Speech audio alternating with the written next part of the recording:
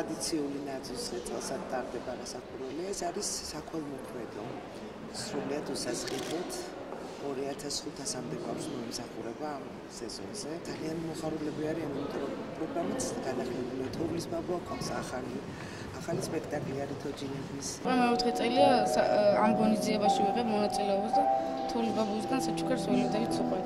ბევრი საჩუქარი ჩამოვიტანე. და ყველაზე მადლიანი და ლამაზი მილოცვა იქნება ალბათ. სრულიად საქართველოს მინდა მიულოცო შობა ახალი წელი, შებედნიერი ყოფილიყო წელი ახალი, სიკეთე, სიმრავლე, გამრთელობა, გაერთიანება, გულით, სულით, სიხარული და მომავლის იმედი. იმრავლეთ, იხარეთ და კარგად იყავთ. კიდევ ერთხელ გილოცავთ, შეგუდოთ.